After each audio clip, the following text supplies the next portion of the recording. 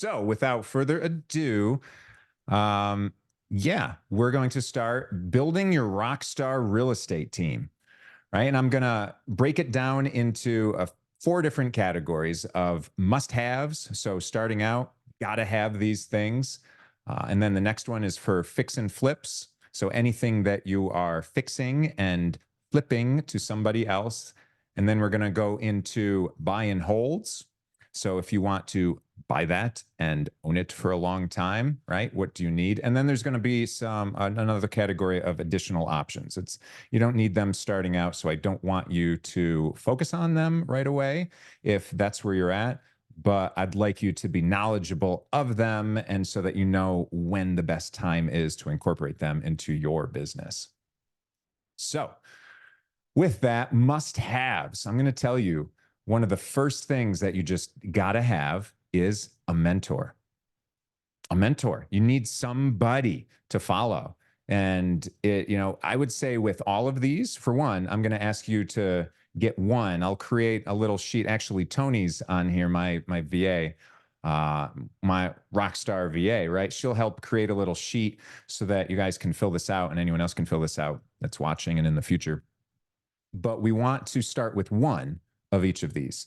And then I was a Boy Scout. I was taught always be prepared. If you were to look at my sheet for providers locally, I have 5 deep in anything that I need because I don't want to worry that this person's going to be gone. They're going to be on vacation. They're going to whatever flake out. No, no, no, no. I need backups so that I have no worries. Like that's how you operate a real business with being able to sleep at night. But don't let the engineer in your mind stop you from moving forward if you don't have 5. You're like, oh, Zach said he needs 5. No, no, no. I say you need one, right? You need one of these must-haves to go forward. Work on getting more of some of these as you go along, and then you'll feel more prepared because you always want to have a backup. And then at some point, your backup might become your primary. So you probably want to have another backup in the hopper. So I would say work to get 3, and that's fine. And some of these you might need more. But I mean, so for me, starting out with a mentor, number one, I have plenty of mentors, right? I've got different mentors for different areas of my professionalism that I'm looking to aspire towards. There's mentors for capital raising, for instance, that are different than mentors for creative deals, that are different from mentors from marketing and advertising. For specific niches, even RV parks, like I've got different people in the RV parks land that I look up to, I follow, and I strategically align with because you need them. You flat out need them if you want to succeed because you can get contracts from them, calculators from them, resources, guidance, questions and answers. Gosh, there was this RV park, uh, very well known, like 150,000 followers. And she ended up posting something that's like, ask me any question on her Instagram story. Sure enough, I'm like, oh, wow, that's great. Guess what I'm going to ask you? The question that's been burning in my head. So I typed that in. And then she ended up responding the next day with a video answering that question along with other people's. Super powerful, right? So whatever question that you have, you can get that thing answered so that you're not just wandering around in the world. You can get it answered quickly. So have these mentors in place. And yeah, you got me for sure. But I'm going to say get more because always be prepared. And you'll be aspiring to do different things. So mentors, right? And then another must have is a title company. And specifically, we want an investor friendly title company. You need to have this. It'll give you so much benefit for wondering what's happening. You can ask them, make great friends with the title company. The title company guy, I rent to owned him a house and we ended up hanging out a whole bunch and now we're great friends, right? You've met Jim Perry, JP. He's come to the local meetups. He's been on some of these Zooms as well. He's a gold mine of knowledge, and his knowledge goes far beyond just typical title work. And so just get yourself an investor-friendly title company. Quick, easy way. I mean, you can ask people who they work with, wholesalers, who they work with. That's the easiest way. But just, I want you to get all of these people and then literally write them down. Like I'll show you my screen real quickly for over here, just so that you can see. It's real small, and I don't care if you were to copy anything anyway. But this is like for the Akron Canton area. Here's all my resources for my HVAC people. Boom, 5 deep. Drain plumbers. Boom. Like handyman, I've got more deep, but like just having them with their contact information, somehow organize their information. This is going to be the key. So for starters, we're just going to have you write things down, but then we'll be putting together a little something like this, a little database that you can have, a quick access Google Sheet, because Google Sheets are free, and then just put that information in here so you can start building that so that you guys can even share that within your team. So having a title company, super, super important. Like don't go forward without one. That's the one thing that I will say. Can you show your screen again? Sure, I can show it. It's here. And it is just you see this? Akron Canton? Yeah, I see so that. electricians, trash removal people, cabinet supplies, septic, whatever, less used things, insurance, attorneys, everything. And then I've got a different one for Youngstown, a different one for Cleveland, for the different areas that you buy, just being able to have them. Gosh, eviction attorneys, cleaners. But yeah, that's what I'm basically doing, is just organizing information. And so don't worry about the specifics, because guess what? I'll give you these contacts. I don't care. I just want everyone to succeed together. It's really as simple as that, right? A rising tide raises all ships. So let's rise up together. Let's elevate each other. So the next thing that you guys are going to need is a lawyer. I'm going to say, find a lawyer. It's kind of like asking for money. You want to ask about private money before you need it. Same thing goes with lawyers. Let's go get yourself a good lawyer before you have all of that stress of whatever you need that comes on from a lawyer. And so one of these things, like an entity, I'd want you to get some type of LLC. Get that entity. So you're going to want to have some lawyer you might have some questions with. Maybe you go to Prime Services for that pays, I'm going to say recommends. With a little hesitancy, I say that, but just get someone who can guide you on an entity creation for you and your strategies. And if that means just creating a local LLC for $100, that's fine. We can fix things later. We can do things. If you want to like really figure out how to do it maybe a little bit better with some anonymity and in one of those safe haven states, then you can do that too. But usually you end up having two entities. Then you'll have one in those safe haven, and then you're going to have a local one in whatever state you're operating in. Just know that entities can be as quick as creating them in 15 minutes and $100. That's what I do. I have a procedure for Ohio, real easy. I don't remember what to put in every category. Our minds aren't meant for remembering things. They're meant for processing. I say that to my wife all the time. She hates it. But our minds are not meant for remembering things. They're meant for processing things. So us as an engineer mind, I want it all in a database that I can look up the answer. I want to know where to go to get it. I don't want to have all of this information. It's not like you remember everyone's phone numbers, right? You don't need to. You know where to look it up. That is the key. So you want to get your entity set up. That's one lawyer that you need. And then you want another lawyer, might be the same lawyer, but you want that lawyer to be able to handle real estate and business. Usually a real estate lawyer will handle business, but a business lawyer doesn't necessarily know real estate. So make sure you have a general real estate attorney, lawyer, because things pop up. And when they pop up, they're unexpected and they can derail you, at least for a day.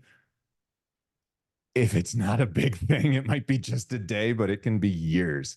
And so we'll get into some of that later, but just get a general real estate attorney. And for one, I could help you in this area. But again, if you start with a title company can help give you that real estate attorney. Boom, right? They work with them every day. So there's that option. Next thing you're going to need at some point in the year is an accountant. You need a CPA to deal with all your taxes and all of that. So get a real estate one. It's going to help you out a lot. They make even real estate lawyers, tax strategists. You don't need that right now, but just know that there is a level above a normal CPA. And there's a slight level below, like a bookkeeper. You might not need a bookkeeper right when you're starting out because you don't have a lot of transactions. But once you start to get into that, that's going to be an additional thing that you might want. But usually you could get a bookkeeper from your accountant, but they make online ones. But most importantly, just find a good accountant, because similarly to lawyers and stuff, taxes happen once a year. And a lot of people tend to stress out about taxes. So let's know these things that are going to stress us out and then just get that thing that we need to help alleviate that stress. So accountant, that's the fourth one. Fifth one is a bank, right? But not just any bank. We want a business bank. We don't want one that has a nice card with a dog on it or something like that. We don't care about that. We care about like good business relationships in there. And if you need to do wire transfers, if you need just some good, happy customer service, a nice local, regional type of bank, it would be really good, because those bigger banks, a lot of the times, it's nice that they're everywhere. I'm thinking of the like Chase. It's nice that they're everywhere, but their customer service is usually, they don't want to help you quite as much because they're bound by the laws of the whole US, as opposed to trying to be real regional and growing or very local. Those will give you a lot better customer service. You'll be able to get more of a relationship built with those banks and the managers there if you want to use a bank for funding. I'm not saying that you're going to use a bank for that, but you're definitely going to have a separate bank account for your LLC. So you definitely want to have a business bank. So you just want it easily accessible. That's really the name of the game. One thing, the next thing here is a realtor. Now I put a realtor on here. It's not that you'll necessarily need it, because you could be doing off-market transactions, but I'd like to have a realtor for buying specifically, and that works with investors specifically. We don't want a realtor that is, the one that parades all the soon-to-be homeowners around on the weekend to get your dream home. We don't want that at all. It's the wrong realtor. So there's different realtors, right? There's ones that work specifically with investors. You want that. You want them to understand what our goals are, what we're looking for. And we don't need someone to be like, oh, wouldn't this be a nice place for a family to hang out? It's like, no, show me the numbers, right? The numbers have to make sense. Yes, I want to know if it's an odd layout because people aren't going to want to live there. But in general, if we're going to create a house, and then again, it depends on your exit strategy. If you're trying to buy and hold or fix and flip it, there's slightly different exit strategies, and I'll get into that. But you want a realtor that understands buying as an investor. Super critical. You don't want a new realtor. You don't want this person to be like family friend. Oh, we just had a relative that just got their realtor's license. Great. Go work for someone for 5 years. Then we can work together, right? That's more the lines of it. Like I see that failure happen a lot where it's like, oh, I'm new. Oh, I'm new too. Cool. Let's do it together. Not going to work, right? So they're not going to be able to answer the questions that you have. You want an experienced realtor. All of these people, you want experience, because these are your first line of defense. If you're going to war, these are the people that are directly in front of you. If you're the general that's behind and controlling everything, you want them to be experienced. Otherwise, you're going to get killed pretty quickly, right? So we want experience here.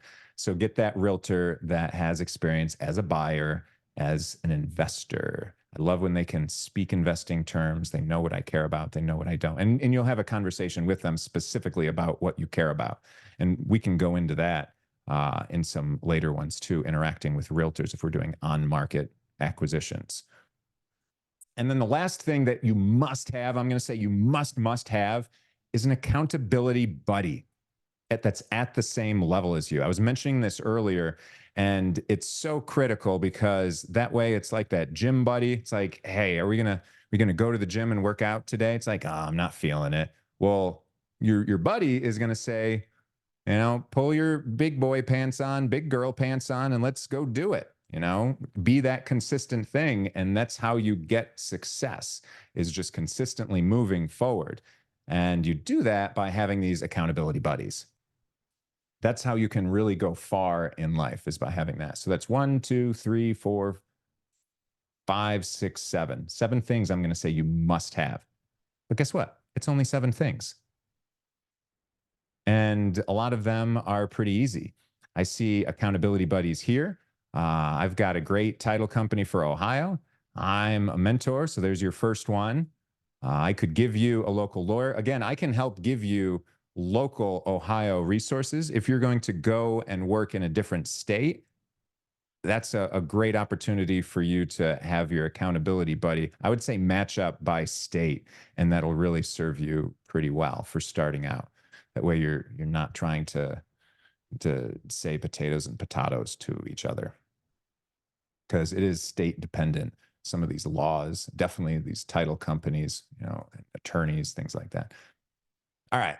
Moving into, if your strategy is for fixing and flipping anything, doesn't matter if it's a single family home or a multifamily building, you're going to need, number one, initial funding options. And that's options. That one, I will say from the beginning, is nice to have plural. Money is always something that you can never have enough of. For business, for real estate, I would say in life, sure, more can be better without sacrificing things, but at least options for that funding. So maybe that's a hard money lender, maybe it's a private money lender, maybe it's a private money partner, maybe it's a line of credit, maybe it's cash, right? When I started out, I did not have cash or credit. So cross those two things off. Private money lending and private money partnership, I had no clue about them. Starting out, nobody told me those things. Mm-mm. So what did I find? So at first I went to banks. I'm like, why don't you like this house? It's an awesome ARV. It's great potential, right? It needs a bit of work. And they said, heck no. Are you kidding me? Are you kidding me? And you need money down for that. Right. So then I found different DSCR lenders, and they have some hard money lenders in there that work across the state and the country. Those are various. A lot of them will like you to have skin in the game. Starting out, I did not have any of that because that's what I had. So I had to say, nope, that doesn't work either. And wait, you want to check my credit? Whoa, whoa, whoa. I'll get back to you. I'll sounds great. Wonderful information. I'll call you back, right? Click. Goodbye. So I found hard money lenders, a local one that would give me 60% of the ARV, no matter what the purchase price or rehab was. And he would lend me all that money basically at close, sometimes in draws, but basically all at close. He didn't ask me my credit score, so didn't need that. It was a local person. It's a company, but a local person. And so I was able to get all of that. And so it was an easy way that I could make money when I was buying the property, if as long as I got it under contract for cheap enough. So just have different funding options. And of course, private money lending and private money partnerships, gosh, yes, you can borrow money from other people. You tie it to your house with a promissory note and a mortgage. And there could be some other ways of doing it, but those are the main two that you need to have to protect the private money lender. And that's an easy way that you can get all of your money, that they're not necessarily looking at your credit. And you could do that over and over and over again. So those ones are wonderful. Private money partnership is kind of the same type of deal. You're going to have split of ownership, partnership in that. So those are really good. I'm going to go in depth on those in some other trainings because it's so darn critical. Like how to structure them, how to attract them, how to talk to them, credibility kits so that they like you, like how to structure the deal to present it to them so that they love you.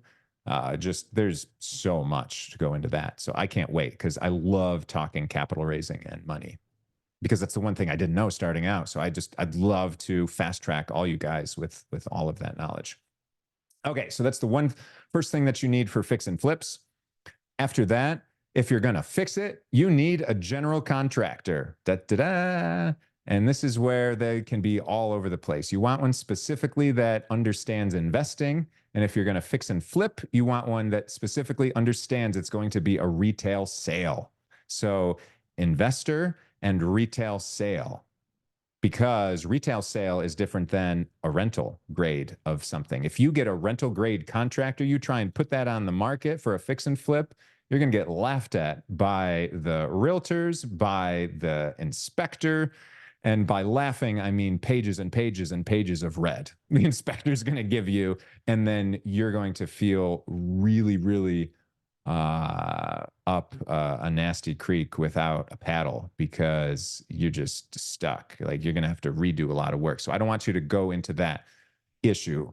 And so we really want to get a good general contractor. So there's going to be a specific session where I'm going to talk about, and I'm going to even bring on one of my general contractors that I've worked with and for years, and he's an investor as well.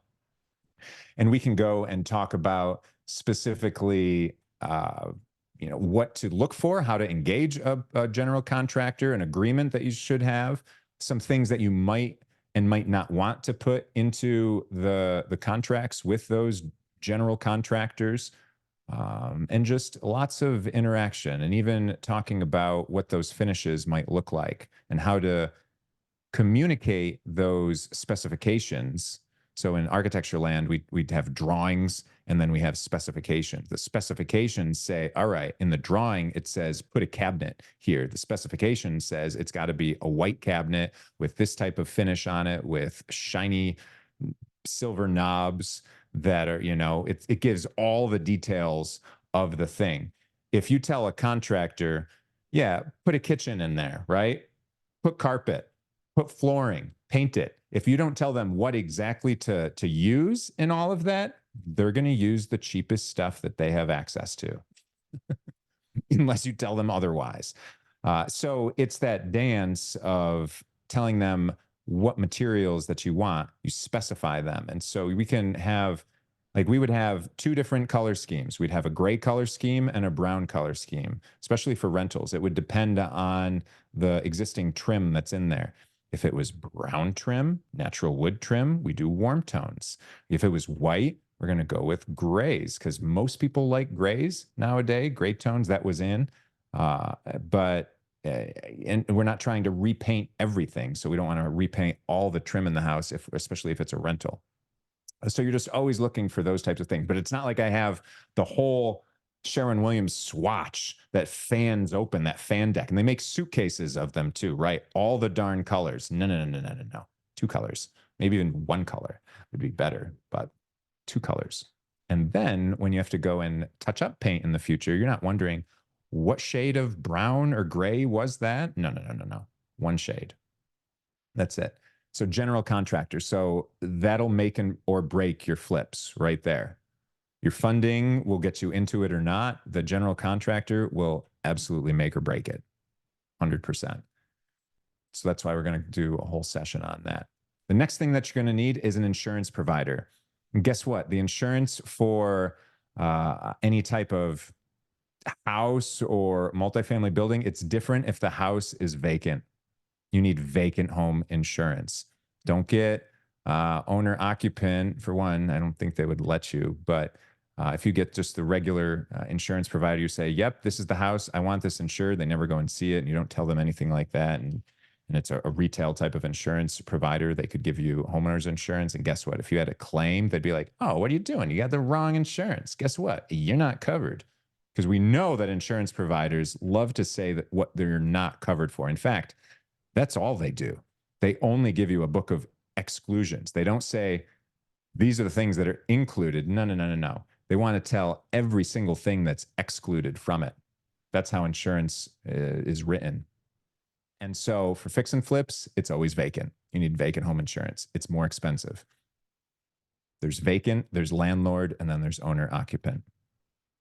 And FYI, if you have a tenant that leaves, so you had landlord insurance, they leave after 30 days that they're gone, technically you have to have vacant home insurance. Otherwise, the insurance company, if there was a fire, they can say, "Oh, I'm sorry, you had wrong insurance. I thought there was going to be a tenant in there to call the fire department so that the whole house didn't burn down, but the whole house burnt down. Wow, nobody's been there for a while." They're glad you told them that. Never tell them that. Right? It's there's a dance, and so having a good insurance agent can help you navigate that dance too. Of you tell them something, and then they say, "Okay, let's hone what you're really saying, so that we can then explain that to the insurance company itself." Sometimes, so there's a little bit to do with all of that. Maybe I'll bring an insurance person on at some point. It's not the most important thing to talk about with you guys. I can just give you some good insurance providers for now, but down the road, it's something to educate yourself a little bit more on. And then, so for fix and flips, there's one more thing that I would require, and it's a realtor. Now, the thing is, though, it's a different realtor than I asked for the first time. The first one was a realtor for buying and someone that understands investments. This one for fix and flips, it's going to be a realtor for selling, yes, but it's someone that understands retail sales. So this is the realtor that's going to parade people through and say, "Wow, isn't this a beautiful house? Look at everything they did here. You got little kids? Boy, they're going to enjoy this space here." Because your clients are retail home buyers. They're not investors. You don't say that stuff to an investor that's coming through to buy the property, but you definitely should communicate that type of experience to an owner occupant that's going to come and buy the property. So you want a different realtor. It's a completely different realtor. Had that type of issue through trials and tribulations too. So again, let me teach you guys by aha, as so you don't have to go through ouch, because it's going to be a lot easier, a lot easier. So different realtor, but that's okay. There's lots of these retail realtors, but again, don't get a new one, because just like anything, they're going to have that new type of experience. They're not going to know how to negotiate in the same way. They're not going to understand a lot of different things, and so you don't want that. You don't want that. Your money is at stake. Maybe your private money lender funds are in stake. Don't do that. So, but that's all you need for fix and flip, is just 4 different things. So if you want to fix and flip, it's just 11 things I would ask you to get in place, and then you're golden. Golden. Contractors, I would say it wouldn't hurt to start getting more of those lined up. Definitely interviewing some of those in the beginning, though. Because I always say contractors are like milk. Eventually, they all go bad. They all spoil in one way or another. They either get all the good skills over time and they want to do bigger things. They want to go out on their own, start something, or they're bad at what they do. They give you a lowball offer on things, and then they find out that they can't get it all done for that amount of money. So they kind of just eke away. And it might not be just on your project. It could be over time, because events can happen to people because they're people. And so something might change in their life. We just always want a backup for that. Insurance providers don't really go anywhere. Realtors, for the most part, stay in the same area. A lot of funding options are here, and they stay once they're here, mostly. But general contractors, I would have backups earlier than any of those other ones. So my 2 cents on that. All right. Now, if you're going to do the illustrious buy and hold, right? We love that. That's usually why people are getting into real estate, is because they want that passive income. So they want to own it for a long time so that they have those wonderful benefits from taxes, depreciation, cash flow, appreciation, all of those wonderful things. So we get into this. We need a few more things, than just the fix and flip. So yes, you still need that initial funding option. Any of those ways that you're going to acquire the property: hard money loan, private money lender, private money partner, line of credit, which could be any of those credit cards that you use, 0% interest, could be a HELOC on your house, different risk associated with each of these, of course. It could be cash if you have those things. But again, I didn't have any of those. So I was going with hard money lender first. And now I use private money lenders for everything that I do, just everything. It's very scalable. If you get used to things that are scalable, your business will be scalable. If you put it on things where it's finite and limited resources, like the cash you have, like the credit that you have, your line of credit, if you use those things, you'll end up finding yourself hitting a ceiling because you're limited by that. So I would implore you to push towards these other ones that are essentially limitless, that allow you to expand. Because guess what? You can take your private money lenders, and if you want to go into something bigger, if you want multifamily buildings or to get a portfolio or to get into RV park space, private money lenders work in that space as well. So it's very helpful. That's another reason why I'm going to go into that a bit in some, because it's so good for every asset class, every exit strategy, every type of acquisition, having these private money lenders and understanding capital and raising that and the intricacies. So funding options, we need that still. General contractor, you're still going to need a general contractor, but guess what? This one is a little bit different. I don't need them to know what the retail market is doing, like the trends. Like with the other general contractor, you want to know what the trends are because you're trying to get that, flip it to the highest dollar amount that you can. We don't need that right here. We want rental grade. We want three things. We want it to be safe, functional, and safe. Wait. Safe, functional, and durable. No, clean. Oh, I always make my rentals safe, functional, and clean. But for building products, I want them safe, functional, and durable. Durable is a lot different than trendy. Durable is something where they've got cats, they've got dogs, they've got kids, they've got visitors, and guess what? None of them care about the houses as much as your own house when you're owning the house. And so you have to understand the customer base, the clientele. So therefore, you need different materials that are included in all of that. So different contractor, it can cut the corners a little bit more, like doing trim around windows or anything. It doesn't all necessarily have to be caulked perfectly and looking to the nines. It's going to be a rental. There can be some massaging of that criteria of the finish quality on things. And you got to make sure that they're okay with it, because guess what? Like that other contractor who's good with those retail sales, who looks at all those fine details, they're going to be annoyed by doing a lesser of a quality job on a rental. Even if you tell them that, they're going to want to do that higher quality of work because that's what they're used to. So it's going to be, it's not going to be in alignment for them. So just know that it's a different type of contractor typically that's doing these rental grade things. The next thing that you're going to need is that insurance provider, vacant and landlord insurance on that one. That's fine. That's pretty easy. It's just a matter of how many ways can we get this effectively and as cheap as possible, and handling that. A new one for buying and holding is end financing options. End financing. So you've got your initial funding, you need end financing. So this could be a bank, like we talked about. I don't go to banks, but it could be a bank, especially if you have a W-2. Banks will love you. They don't love me when I'm an investor. So that's an option for you. You'll get a much better rate. You'll have to do a bunch of paperwork, but it'll seem like it's normal paperwork for you if you've ever bought a house. And then eventually when I don't know if it's kind of like a sidestep. It's not like a downgrade or an upgrade, because there's pros and cons to moving to the side. You can move the side to this DSCR lender, debt service coverage ratio lender. And we had Kelly Atchison on 2 Tuesdays ago, where she was helping us go over all those details of those end financing options. So we have her available for a lot of that, a broker. There's some other brokers that I have, but she can help walk you through all of those details in that process. And the qualifications for it are a lot less than a bank, a ton less. They'll never ask for your W-2, never ask for your tax returns, less requirements for money in the deal, a lot more gray area. Banks are pretty darn black and white, where the DSCR lenders, all gray, all gray. And then another end financing option is you could have a private money partner.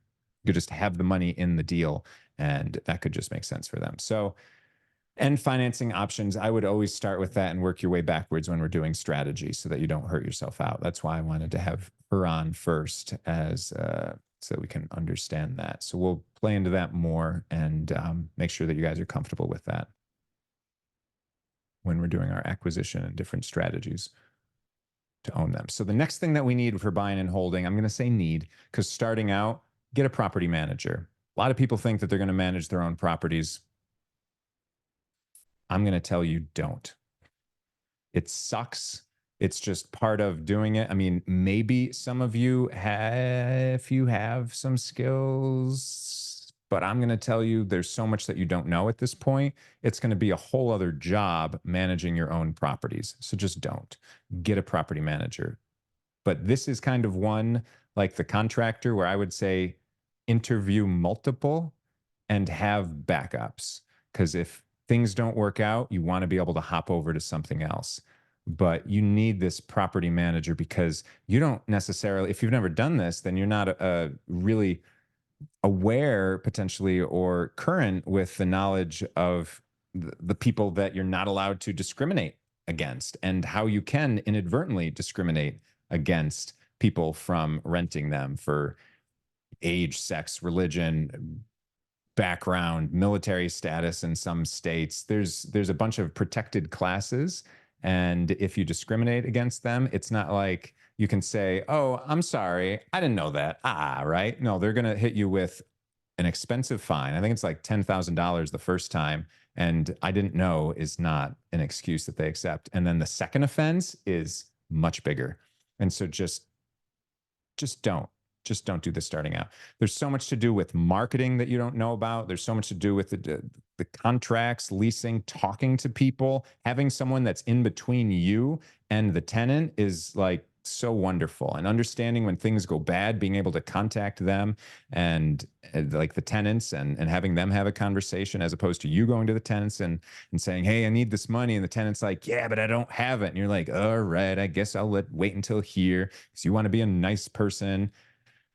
They're going to take advantage of that if you don't have those systems in place. I manage all my own properties here with my team, but I'm not the one that's communicating with them anymore because I can't. Number one, it's going to take away from your primary role, but I don't want to. Number two, and number three, it's much better if I don't. I'm too nice. I'm definitely nice. My attitude and demeanor is nice. I don't want that to change.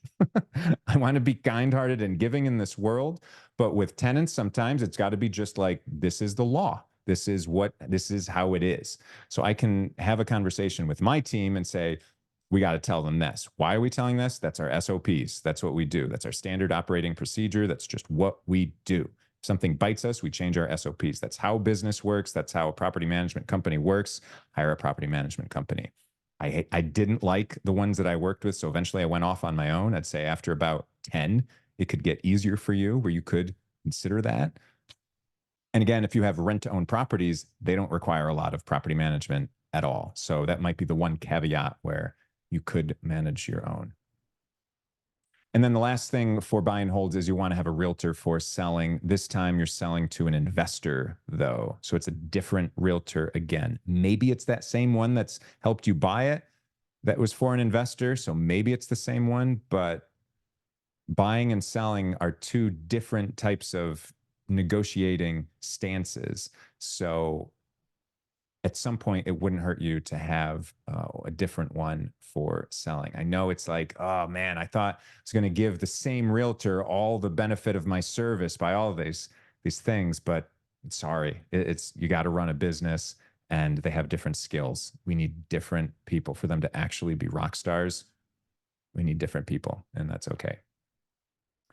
So those are your basic things, though. That's it. That's all you need. And that's if you're going to get into a buy and hold. And so a lot of these things I can give you, a lot of them are easy to find and interview. Probably the hardest one would be general contractors. I'm looking at all of this. Your initial funding is going to be real dependent on you and property managers maybe for that. But I'd say general contractors are usually the biggest X factor because they don't require a lot of licensure, where property manager does require them to be registered as a broker, a realtor. So they have to take qualifications and tests. As a general contractor, there is no test. There's nothing that they have to take in Ohio, at least. Some states there is, but for the most part, not, to just be a general contractor.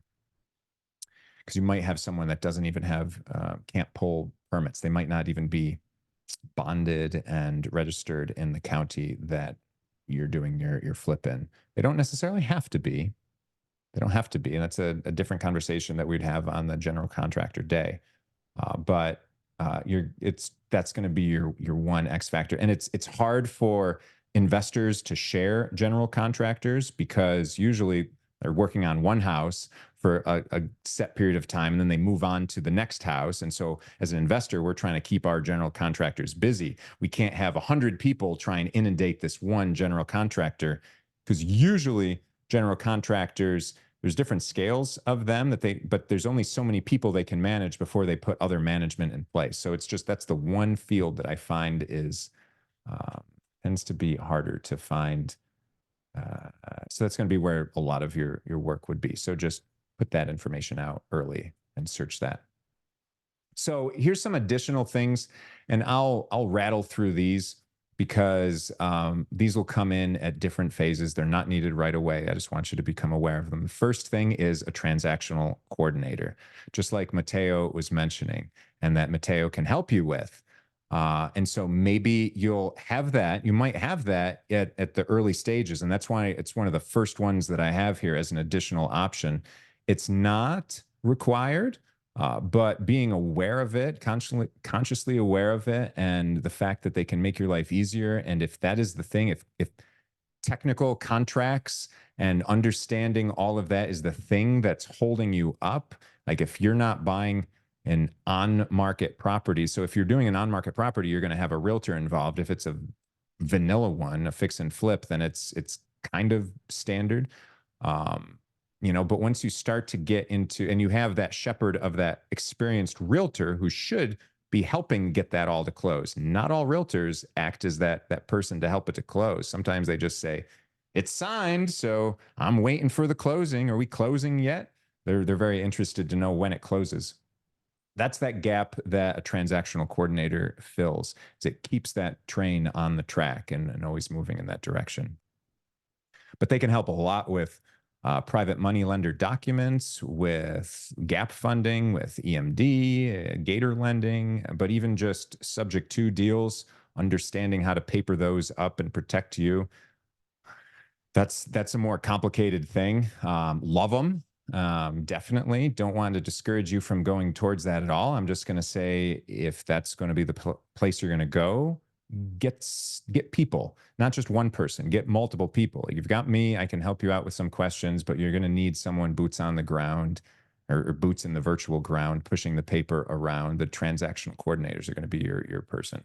There's a lot more questions and a lot more unknowns than just pay the money so that you can skip all the mistakes of not having the right paperwork. Even years from now, it could bite you. So on those deals, especially. So beyond that, the next one is a bookkeeper. At some point, you're going to want someone to take care of all your books, unless you really love that, or you've got a wife that can handle the books. I'm just picking on Matteo, I think, but that's nice to have. But at some point you'll need a bookkeeper, because again, it's just a different hat. And like for me, I don't get jazzed about that type of stuff at all. It's just, that's a necessary evil. Next thing is, instead of a general contractor, you could get a bunch of, and it could be in addition, you could get a bunch of handymen, tradesmen, cleaners, all those different people that I had in my list here and that I could share with you for this area, like HVAC people, drain plumbers. Drains are always going to get clogged. Whose responsibility is it to clean it and clear it? Have it in your lease what it is, right? But you don't know that yet. You're just going to have a property manager who has it in their lease spelled out. But lawnmowers, exterminators, these are all things that a property manager can handle, and they're going to have their Rolodex of people. So that's another reason why, like, if all of a sudden you get all these bugs, roaches, termites, fleas, could be wild tenants in there, or when they leave, you're going to have to deal with them. If you don't know how to deal with them, that can be really stressful. I made friends with an exterminator. So actually, I've got some good places. If you guys want to, I've got a do it yourself website we can buy all the industrial chemicals from. And I know exactly how to mix them, how to apply them, and all of that. I've got it all written down because I do that. And it's not intimidating when you have the right person guiding you. And that's what you really need. Like even you buy them the chemicals and you look at it and it doesn't give you the instructions of how to mix it. The exterminators like mix it like this for fleas, mix it like this, for bed bugs, mix it like that. Right. So I've got all the different things that I need. Mice, rats. Oh gosh, I've dealt with everything. So I've got the answer to all that. So yeah, all those different tradesmen, all of that. Next thing, material suppliers. So general contractor might have these, and so gleam them, like not steal, but take notice of where they're buying. Ask them where they're buying their materials from, because they'll give you their material suppliers. So when you branch out on your own, you can get your own LVT, your carpet, your paint, your cabinets. Melanie was just asking me this week a lot of those questions one day. And so I rattled them off to her. Like, this is where I get my LVT. This is where I get my carpet. I've got Sherwin-Williams for my paint. And I negotiate a real low deal with them specifically for the types of paint that I want. Sherwin-Williams is extremely overpriced. Nobody pays retail unless you're a sucker going to Sherwin-Williams. It's like less than 50% is what we end up paying. Like, I think a lot less than 50%. Sometimes we'll buy it by the pallet, stuff that we use all the time. And so those material suppliers can save you a lot. The next thing on here is virtual assistants, both permanent and temporary. So Tony's on here and she helps me. She's permanent, always helping me with some different things. And we've got a few VAs, but we use temporary VAs. If you guys ever go to Fiverr or to Upwork, there's some sites where if you want this task done, even graphic design, you don't know graphic design, you don't have to learn it. Guess what? You can pay $5, $10, different levels of people say, this is what I want. These are the colors. There's someone that will do that. It's Fiverr with 2 R's. And real easy. You can have someone sing happy birthday with their family to your whomever or your friend. Like, there's just so much random stuff that you can get on Fiverr, but you can have these people working virtually for you. And so check it out, explore that, because it'll definitely amplify your time, because you can't be a master of everything. So just let other people do that. Next thing I have is lawyers. So we've talked about lawyers before for entity, for real estate, and for business. The other 2 lawyers that you might have when you go out on your own are an eviction lawyers for every place that you're having properties. And again, this is where a property manager would already have a relationship with an eviction attorney, but you're going to want to get that if you're going out on your own. So you can ask them who they use, write that down. I can give you the people that I use in these areas. They're very well known. And then the other one, a type of a lawyer, I just call a heavy hitter. If stuff is really coming at you, you don't want your regular bargain efficient real estate business attorney. Like, there's a limit. Like, you don't want to pay that person really expensive rates to do regular stuff, regular type of whatever you need an attorney for. Sometimes big problems will hit you and you want to have a really big wall builder in front of you, or someone that's going to go to war with you. That's the heavy hitters, right? You think of those people that they're on the TV, those are more for like personal injury lawyers, but you want that in the real estate and business space. Gosh, I have been in a lawsuit where this company committed fraud against me. Multiple people conspired to commit fraud against me. Some terrible things ended up happening. And I felt like I did something wrong at that point. I'm like, what is going on? Right. So I asked for recommendations and got these heavy hitters that are in the area. And so that they're going to town for me, but these things go on for years and years. And you almost never know when the end of it. So it's just, that's an unfortunate thing. And these are the people that you end up paying a lot of money for, but it's, big, big reward because when something is big taken away, um, you got to just do that sometimes. So the other one actually I'm going to put down here is an SEC attorney. And that's if you're getting into raising private capital. I just thought of it now, so I just wanted to mention that. So if you're looking to do a private placement memorandum, that's something else. I know some of you will be doing that. Some of you are doing that with me, and some other people I know are doing that to raise private capital, pooling money together. You're going to need an SEC attorney. So just different attorneys for different things. And then I guess there could be a tax strategist. I'll put that on there just so that I can be comprehensive. All right. The next thing you guys might not know about this one. So this one is something because I had no credit starting out. It's something that I came across and I've used is it's a sponsor. You can get a credit sponsor on your deal. Somebody who has credit, who's willing to go on a loan, not with you, but go in the business with you so that they can be on the loan by themselves because you are not credit worthy. So they're going to be that credit sponsor. So they're going to take usually that personal liability as well. So you're going to compensate them just for being a credit sponsor. And the same thing can happen with experience. There's experience sponsors.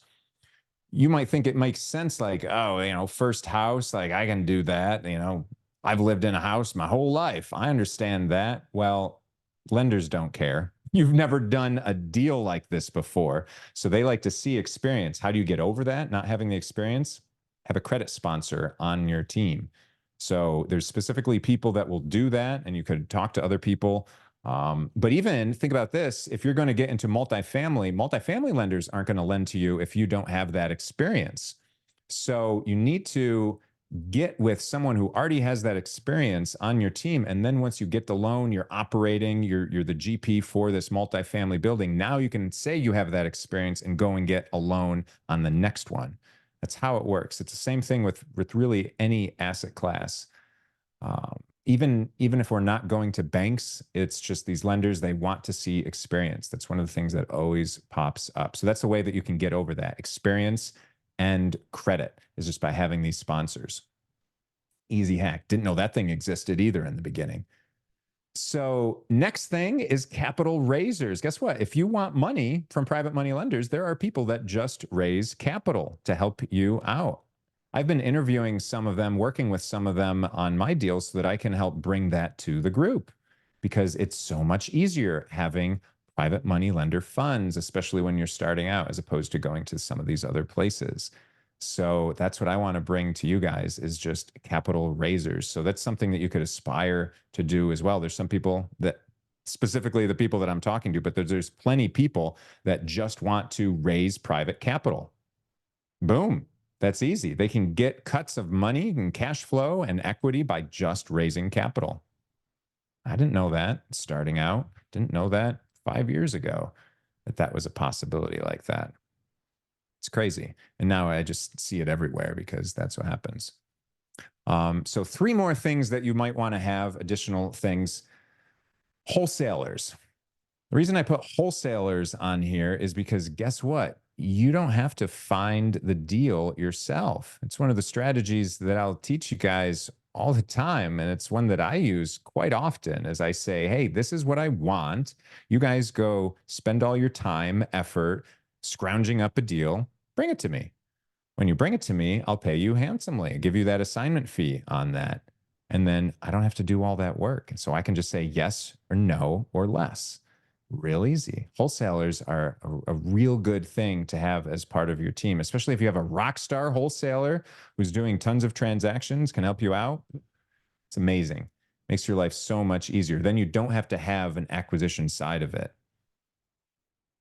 The next thing is business partners. At some point, you're probably going to want to have a business partner. Why? Because, gosh, we can't specialize and do everything ourselves, right? And so having a partner, you can do your own, stay in your own lanes and help each other out. Like for our RV team, we've got some engineers, we've got real estate and capital raising, we've got marketing. And guess what? there's some bleed over with all of that. That's nice, but we all have our own lanes where we can really specialize and be in our own superpowers. That's phenomenal. So that, remember, the brain, the minds aren't meant for remembering things, they're meant for processing, so that we can get really good at processing that information that's within our lane. And that's why we team up. We have different skills. Sometimes people will team up with uh, private money partners. So that could be a possibility for you, but there's a lot of reasons you could get into business with different people. Just be careful when you get into business. Have that conversation about the divorce ahead of time and make sure you've got good documentation to get into that. So we'll have a whole conversation about business partners. I can give you some stories of good and bad experiences with business partners because that all can happen. And the last thing I would say that you could have in a rock star team as you're building it out is employees. It doesn't have to be just you. So a lot of these other people that I've mentioned all in here, they're not your employees at this point. A lot of them, they're, general contractors, you're paying them, insurance providers, financing, property managers, realtors. None of them are your employee. Title companies, accountants, banks, and these things that I mentioned, they're not your employees. So you can have employees so that you're not a solopreneur. I would advise you of that. At some point, it makes sense to do that. They could be acquisition, disposition, operations, managers, lots of different things they can be in the different levels that you have. And just understand you don't need that starting out. So I don't want you to focus on that. Again, you need 7 things that are the must-haves: mentor, title company, lawyer, accountant, bank, realtor, accountability buddy. That's it. And if you want to get into fix and flips, there's 4 more. If you want to get into buy and holds, there's 6 more on top of that. So that's all you need to start out. And a lot of these I can just give you guys if you are local, and most of them I can still give you. And we can definitely link up with if you're remote and you're not in Ohio. So at this point, I want to open it up for a little bit of questions and answers. I don't want to take up too much time here. So I did speak for an hour, it seems like. So that's cool. Hope that was helpful. I know I would have loved a lot of this information starting out, like even just knowing that I only need those 7 things to move forward and you can just start wholesaling easily. But I would say get these 7 things. And you don't have to hunt them, but you can ask other people. That's the easiest way to do a lot of this, is asking other people what they're using. Not like school where they said, don't copy, don't look at your neighbor's paper. I'm going to say copy, copy, copy. Make sure you're copying from someone who's smart. That's the only caveat. Copy from someone who knows what they're doing. What's up, Curtis?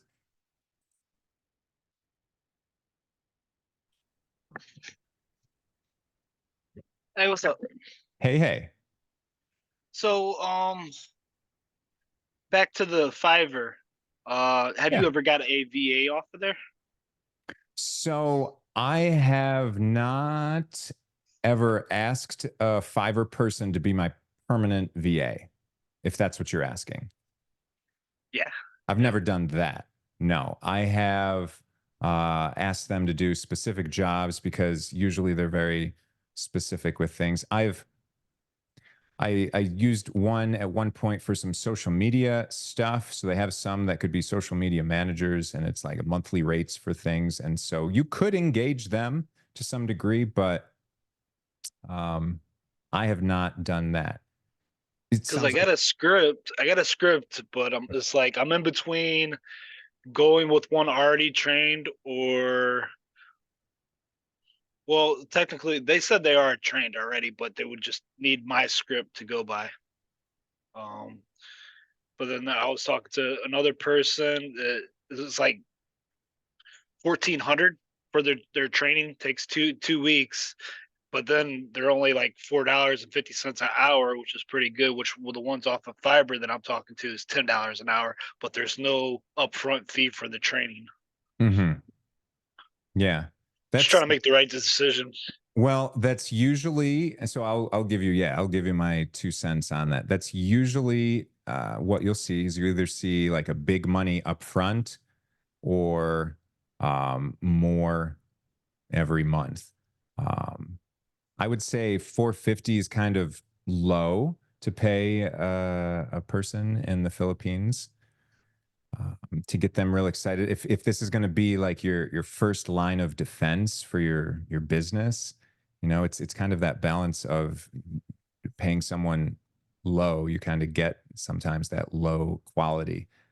It's not to say that they can't, but typically, like someone that can operate a little bit better than that, you'd want to pay a little bit more money for that so that you get a higher quality person. Again, do you want a rock star or do you want someone that's like brand new? And I would say I'd love to have someone that has experience for you. Um, yeah, Tony says she chimed in, says hire the best and you'll only get hurt once. So I've been through a bunch of different VAs in my time, right?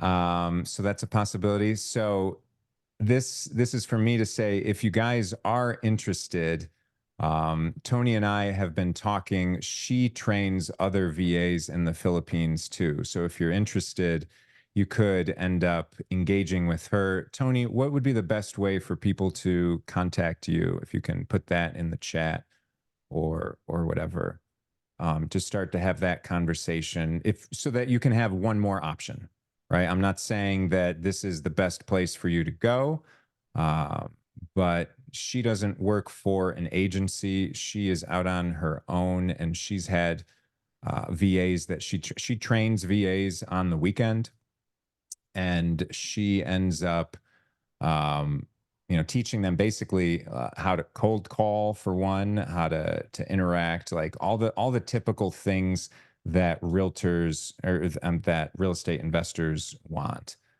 Um, Yeah, I see her all over the place on the internet. well, yeah, I would imagine she's kind of attached to me now too. So if you see me, you see her. That makes sense. Yeah. So she says that anyone can send her a message on Facebook Messenger. No problem. No problem, Martin. See you.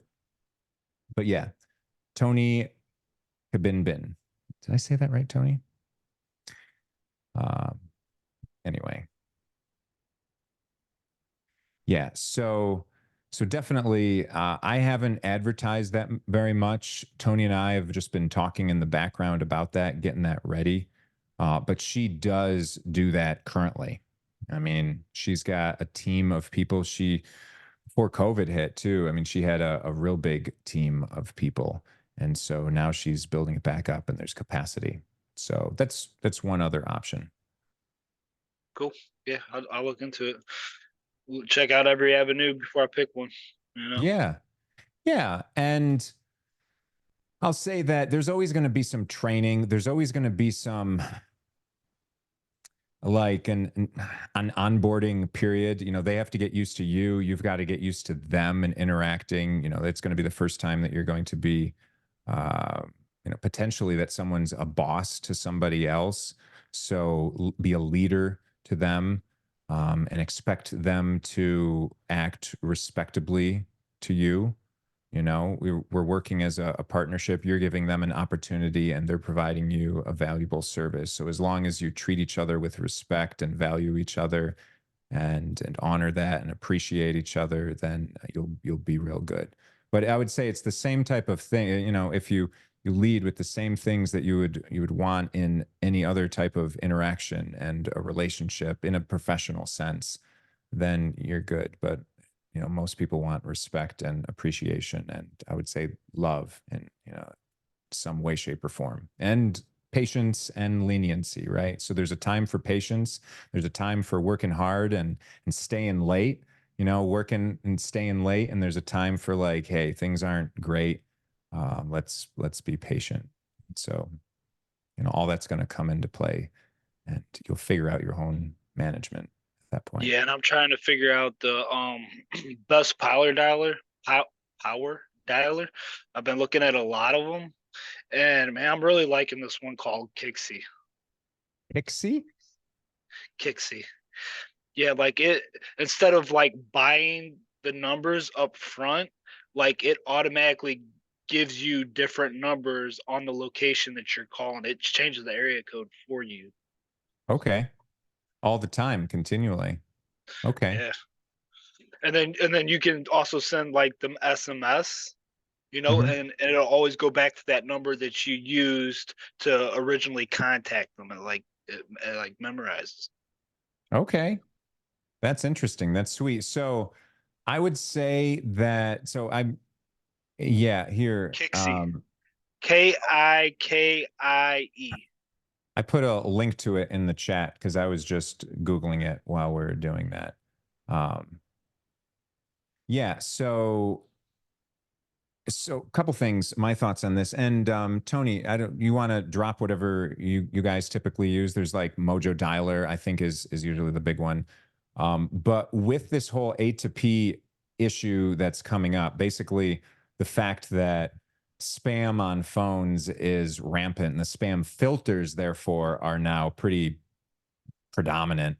It like a lot of people will call me and I'll never even hear it ring. It'll just go straight to voicemail. And then the texts that come through, it'll say potential spam. It's like, do you want to block? And so you've got that right there. And sometimes the text won't even go through.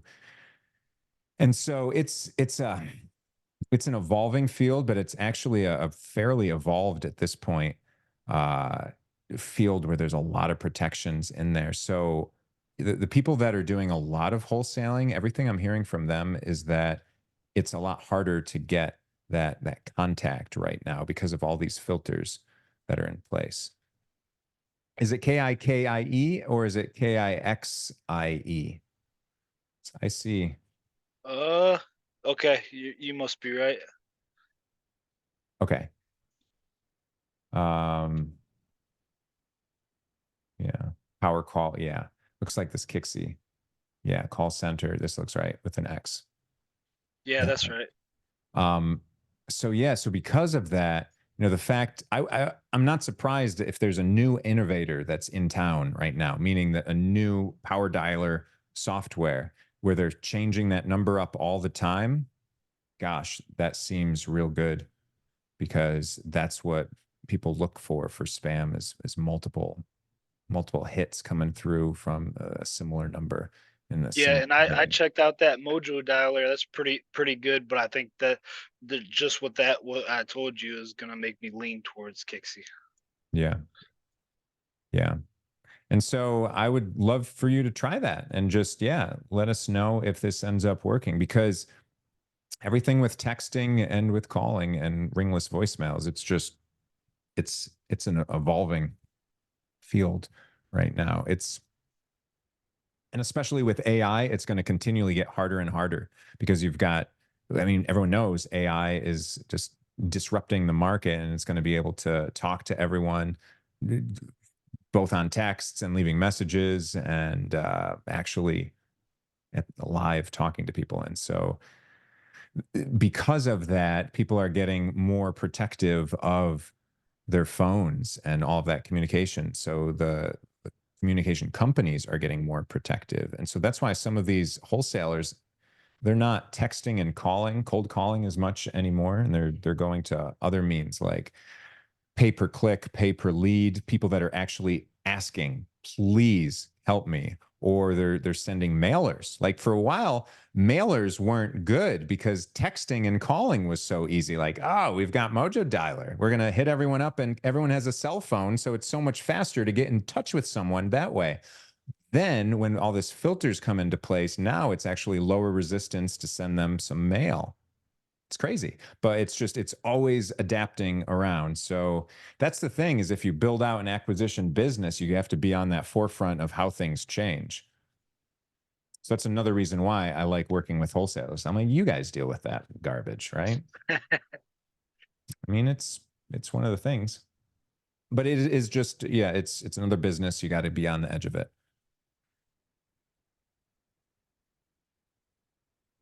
Yeah, Tony's excited. She's like, wow, I can dial 10 phone numbers at a time. That's pretty powerful.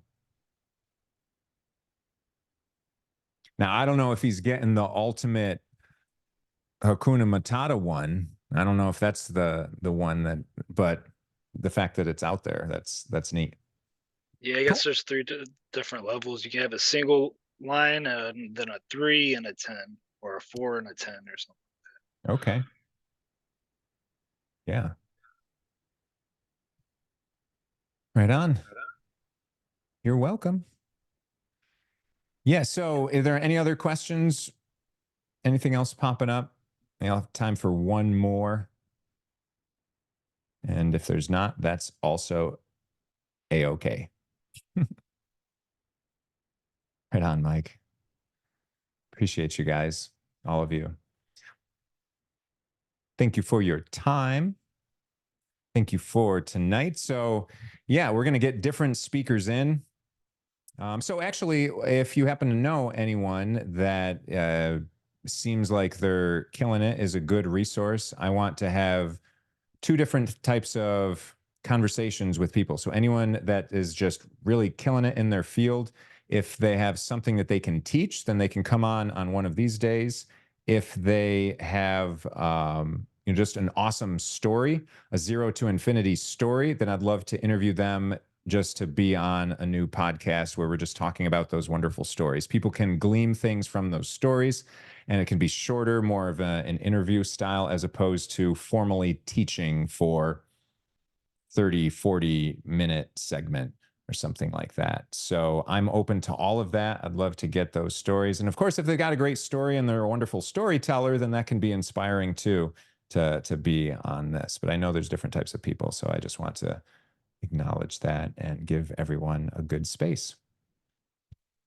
So with that, yep. Thank you, Mike. Absolutely. And remember, Mike, if you're interested, not Mike, but if you're interested in RVs, everyone, we've got our virtual RV meetup this Thursday. RVs, RV parks, all of that, where Mike Kim, civil engineering, is going to be speaking at that.